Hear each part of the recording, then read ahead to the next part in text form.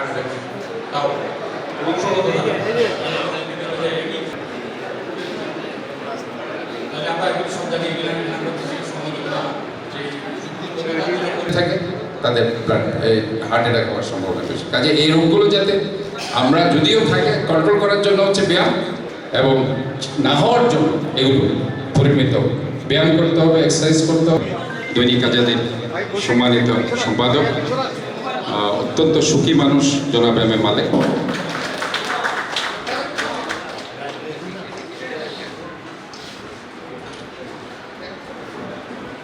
আছেন ডক্টর আশিস দে, অত্যন্ত দক্ষ একজন কার্ডিওলজিস্ট, আর বিশিষ্ট কার্ডিওলজিস্ট ডক্টর মঞ্জুর মোর্শেদ, উনি চট্টগ্রাম বিভাগের মেডিকেল কলেজের বিভাগ। আন্তরিকভাবে ধন্যবাদ জানাচ্ছি, শুভেচ্ছা জানাচ্ছি।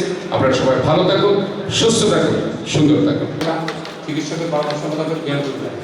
এক সময় ছিল হচ্ছে যে হার্টটা মানে হচ্ছে আগে জগৎ অবস্থা আমাদের একমাত্র ব্যক্তিদের এই বিষণ্ণতা, হতাশা, আত্মবিশ্বাস হ্রাস পায়, আতঙ্ক, কোনো হার্ট অ্যাটাক আবার হার্ট অ্যাটাক হতো কিনা, চাকরি হারাবে কিনা, চিকিৎসা করে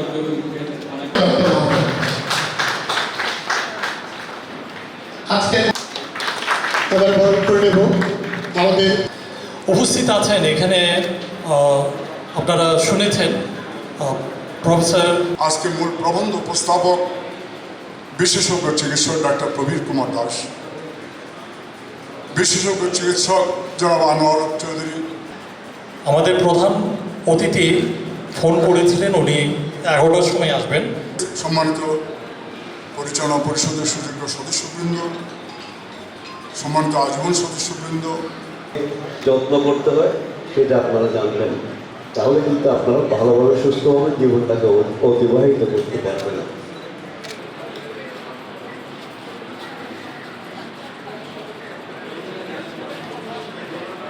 সম্মানিত কোষাধ্যক্ষ ডক্টর রঞ্জিত কুমার চৌধুরী, আমাদের সম্মানিত আলোচক ডক্টর আশিস দে মহোদয়কে সম্মান। আজকের অনুষ্ঠানে সম্মানিত এখানে 500 ছেলেমেয়ে আছে যারা এখানে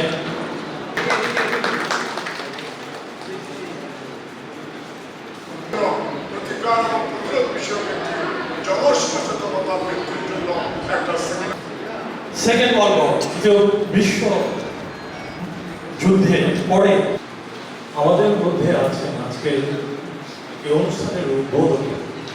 অনাথ ছেলে মেয়েদেরকে শিক্ষা দান সদস্যবৃন্দ এবং শিক্ষক শিক্ষিকাবৃন্দ এবং সম্মানিত কার্যনির্বাহী সদস্য প্রবর্তক সংঘ বাংলাদেশ। অনাহারে মৃত্যুবরণ করেছিল সেদিন কিন্তু এই প্রবর্তক সংঘ চট্টগ্রাম শহরে প্রবর্তক সংঘ বাংলাদেশের সুযোগ্য সম্পাদক ডাক্তার লায়ন শ্রীপ্রকাশ বিশ্বাস।